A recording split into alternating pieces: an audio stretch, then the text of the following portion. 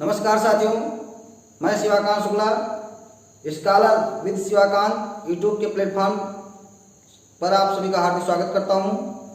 जैसा कि हम लोग जानते हैं, हमने कहा है कि आप लोग सारे विषय की तैयारी शुरू कर दीजिए। मैंने आपको साइंस की वीडियो उपलब्ध कराई है, मैथ की वीडियो तो लगातार अपलोड हो रही है और हिंदी की वीडियो हमने आपको प्रदान की थी और आज हिंदी की दूसरी वीडियो रहेगी। वो संस्कृत से नहीं, कहाँ से होगी? पद्य से होगी, क्योंकि पद्य से भी प्रश्न पूछे जाते हैं। पद्य में आपको क्या कहता है, संदर्भ, प्रसंग और व्याख्या लिखनी होती है। तो आज हम आपको पाठ पढ़ाएंगे और ये बिल्कुल गारंटी है कि आज के बाद आप व्याख्या लिखना बिल्कुल सीख जाएंगे। कोई रोक नहीं पाएगा आपको व्याख्या लिखने से। तो आइए हमारे साथ। और यदि आप scholar with Shivakant YouTube platform पर जुड़े रहते हैं तो मैंने बताया है आपको 90% से ऊपर अंक लाने से कोई रोक नहीं पाएगा। तो आइए मेरे साथ आज हिंदी की क्लास हम लोग लेते हैं। चलिए, तो अध्याय 1 है, पद्य का अध्याय 1 है। अब बेटा इसमें सूरदास जी हैं। सूरदास जी ने एक लिखा है सूरसागर। क्या लिखा है? सूरसागर। और उन्हीं सूरसागर से ही ये पद लिए गए हैं। सूरसागर में श्री कृष्ण की बाल लीलाओं का वर्णन किया गया है, गोपियों के प्रेम का वर्णन किया गया है, गोपी का विरह वर्णन किया गया है और उद्धव गोपी संवाद का मनोवैज्ञानिक वर्णन किया गया है। तो बेटा सूरदास के बारे में जीवन परिचय भी लिखने के लिए आएगा। तो सूरदास जी का जन्म हम संक्षेप में आपको बताएंगे। आप लोगों को जीवन परिचय विस्तृत रूप से थोड़ा पढ़ लेना होगा एक बार। सूरदास जी का जो जन्म हुआ था 1478 में हुआ था। रोनकता ग्राम में हुआ था और जिला आगरा में हुआ था। इनके पिताजी का नाम था पंडित रामदास जी और इनके गुरु का नाम था श्री वल्लभाचार्य। और इनकी रचनाएं क्या हैं? सूरसागर है, सूरसरावली है और साहित्य लहरी है।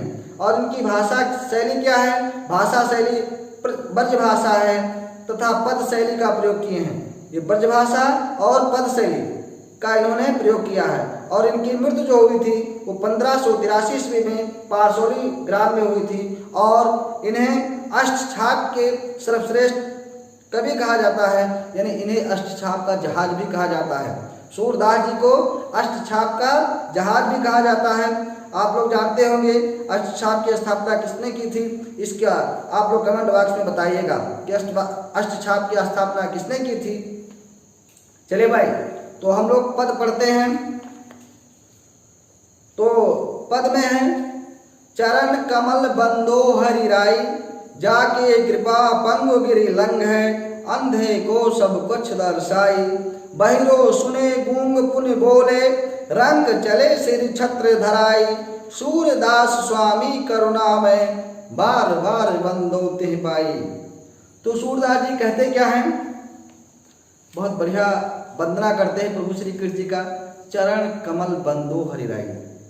हे प्रभु जी, राय मतलब उसे राजा होता है, लेकिन यहाँ राजा किसके लिए प्रयोग किया गया? हरि के लिए, माने भगवान के लिए, आराध्य देव के लिए प्रयोग किया गया है। तो चरण कमल बंदो हरि राई, मैं आपके कमल रूपी चरणों की वंदना करता हूँ। यानी आपके चरण कैसे हैं? कमल जैसे हैं। और मैं आपके कमल रूपी चरणों की क्या करता हूँ? वंदना करता हूँ। बेटा इसमें रूपक अलंकार का प्रयोग किया गया है। ये रूपक अलंकार का बहुत प्रसिद्ध उदाहरण है, चरण कमल बंदो हरि राई। ध्यान देंगे। अब आपको बेटा अलंकार पढ़ना है। तो अलंकार क्या होता है? अलंकार मतलब ये होता है काव्य की शोभा बढ़ाने वाले तत्वों को अलंकार कहते हैं। मैं आपको लगे हाथ अलंकार की परिभाषा बता दूं, थोड़ा आप लोग जानने की कोशिश कीजिएगा।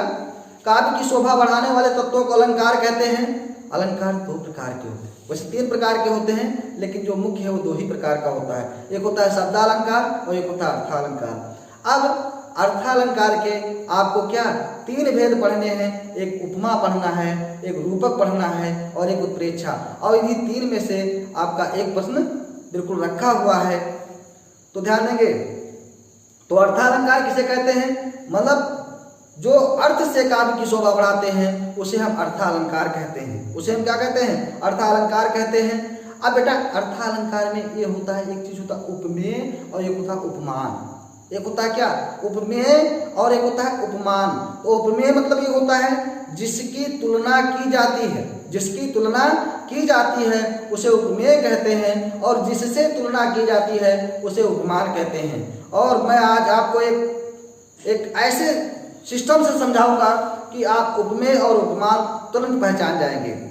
जैसे क्या है, कैसे पहचानेंगे कि उपमेय कौन है और उपमान कौन है। तो उपमेय और उपमान पहचानने के लिए बेटा जो आपके पास हो वो उपमेय है, और जो आपसे दूर हो वो उपमान हो। जैसे कहा जाए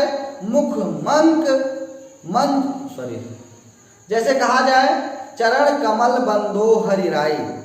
अब बेटा ईश्वर के पास चरण है कि कमल है? चरण है ना, चरण उपमेय हो गया, और कमल नहीं है, कमल उनके पास नहीं है, तो कमल क्या हो गया? उपमान हो गया। माने जिसकी तुलना की जाए उसे उपमेय कहते हैं, और जिससे तुलना की जाए उसे हम उपमान कहते हैं। उसे हम क्या कहते हैं? उपमान कहते हैं। अब एक और तरीका मैं बता दूं, जैसे कहा जाए पीपर पात सरस मन डोला। तो आपके पास पीपर का पत्ता है कि मन है? मन है ना, तो इसका मतलब मन आपका क्या है? उपमेय है, और पीपर का पत्ता क्या है? उपमान है।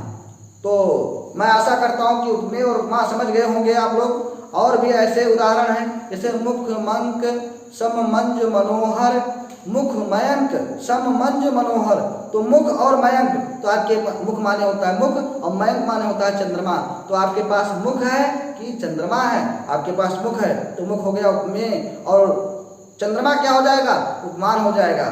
तो बेटा आप देखिएगा, मैं तीनों अलंकार को आपको एक मिनट के अंदर तीनों अलंकारों की परिभाषा रटवा दूंगा, और ये आपका समझ लीजिए बोर्ड परीक्षा में 2 से 3 नंबर आपका बिल्कुल तैयार हो जाएगा आज ही के दिन।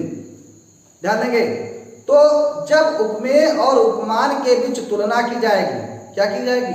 तुलना, तो वहां पर उपमा होगा। उपमा का अर्थ ही होता है तुलना। कहते भैया फलाने का उपमा दे रहे हो, धमाके का उपमा दे रहे हो, इसका मतलब तो उनसे तुलना कर रहे हो। उनसे क्या कर रहे हो?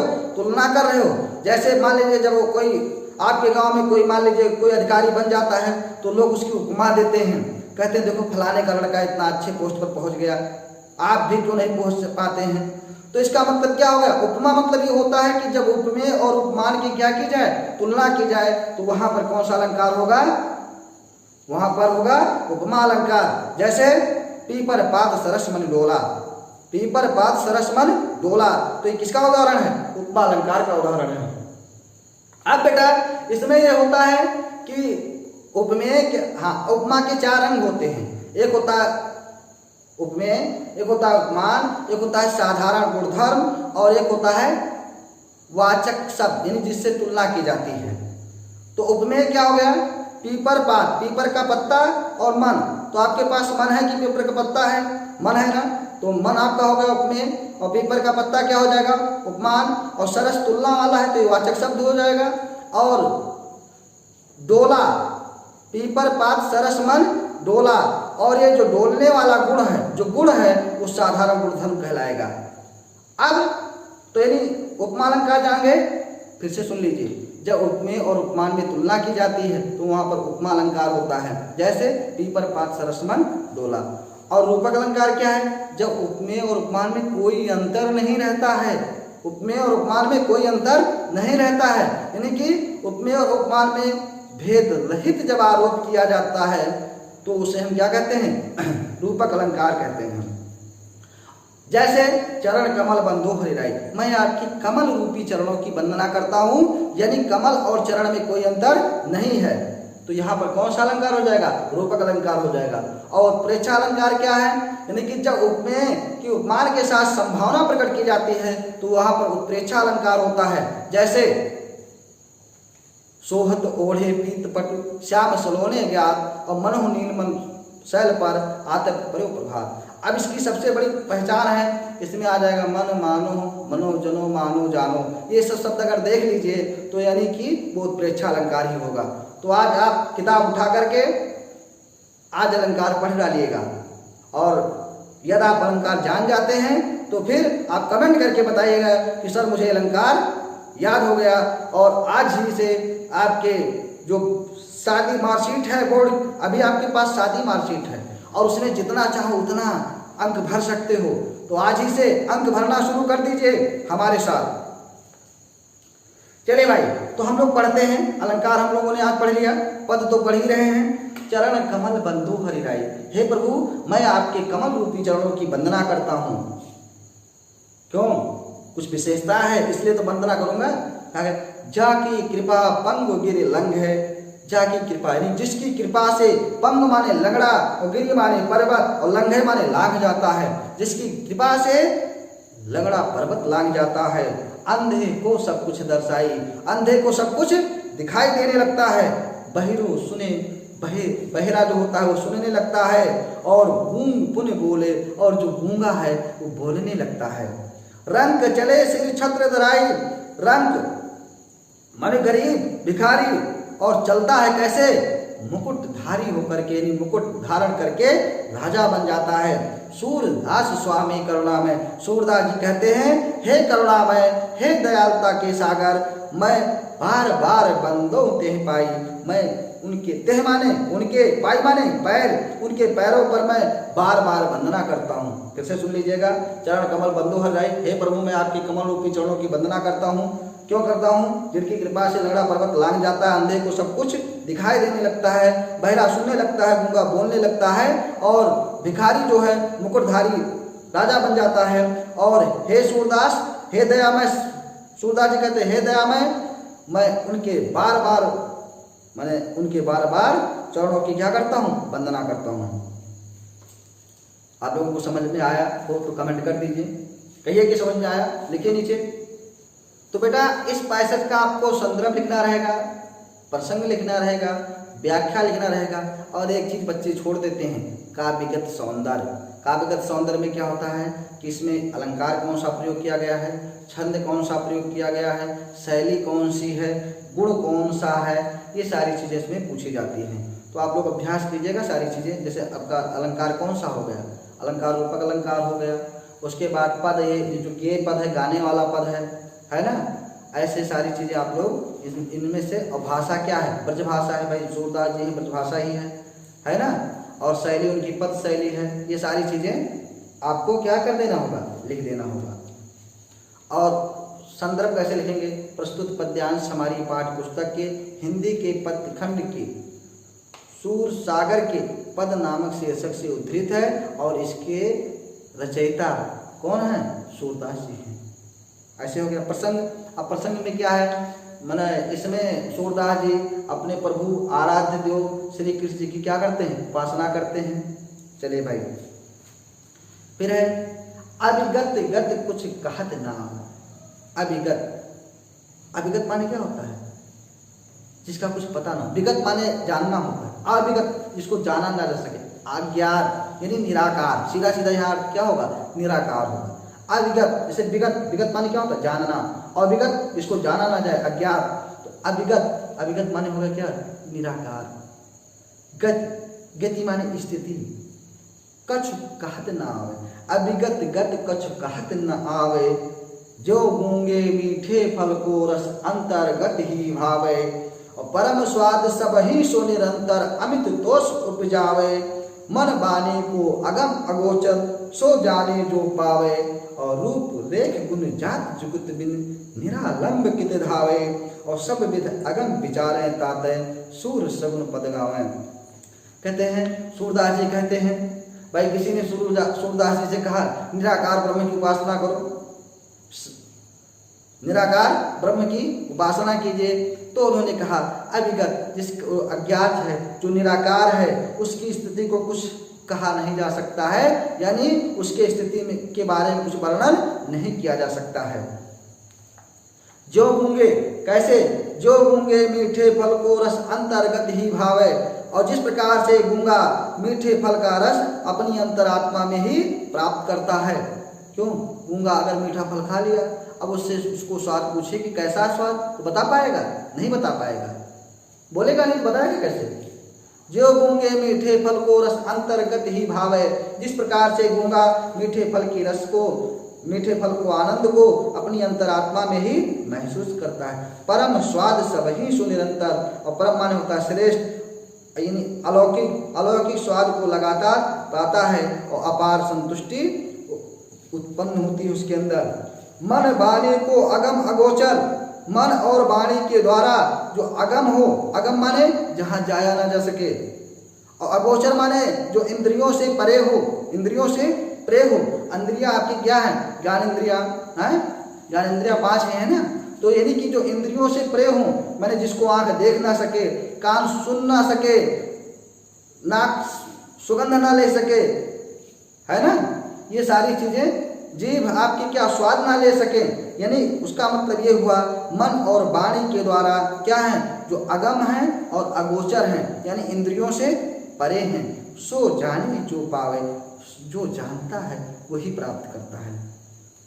रूप रेख जो बिना रूप के है, बिना आकार के है, बिना गुण के है, बिना जात के है, और बिना जुगत, जुगत माने जतन, बिना जतन के है, बिना विन निरालंब और बिना आधार के कित धावे, किस प्रकार से उसकी उपासना की जाए। सब विद अगम विचारे ताते, सब प्रकार से जहां पहुंचा ना जा सके अगम्य, अगम्य को विचारते हैं। और सूरदास जी क्या करते हैं? सगुण पद, यानी कि सगुण पद को गाते हैं। फिर से सुन लीजिए, अब गत कुछ कहत ना आवे, जो क्या है? जो निराकार है, जो निराकार अज्ञात है, उसके बारे में कुछ कहा नहीं जा सकता है। जिस प्रकार से मूंगा मीठे फल को, रस को अपनी अंतरात्मा में ही महसूस करता है और उसके श्रेष्ठ स्वाद को लगातार अपार संतुष्टि प्राप्त करता है। मन वाणी को अगम गोचर, मन और वाणी के द्वारा जहाँ जाया ना जा सके, लेकिन जो जानता है वही प्राप्त करता है। बिना रूप का है, बिना आकार का है, बिना गुण का, बिना जात का, बिना जतन का है, बिना आधार के किस प्रकार से उसकी उपासना की जाए। सब विविध अगम विचार ताते, और सब प्रकार से क्या करते हैं? अगम्य जहाँ जाया ना, अगम्य को विचार करते हैं। और सूरदास जी क्या करते हैं? सगुण के पद, यानी सगुण के पद गाते हैं।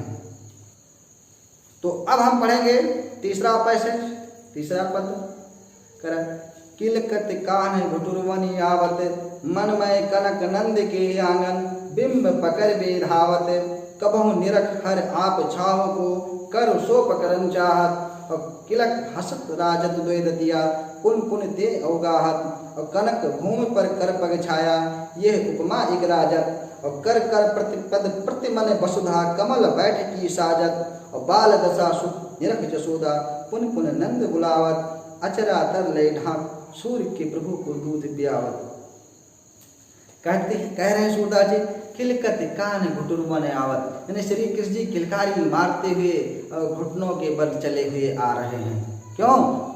सूरदास जी कहते हैं श्री कृष्ण जी किलकारी मारते हुए घुटनों के बल दौड़ते हुए आ रहे हैं। मनमय कनक, मणियों से युक्त कनक, नंद के आंगन, नंद के मणियों और सोने से, कनक माने होता सोना, नंद के आंगन, नंद के आंगन में बिंब पकड़ बे धावत, बिंब माने होता परछाई, अपनी छाया को पकड़ने के लिए दौड़ते हैं।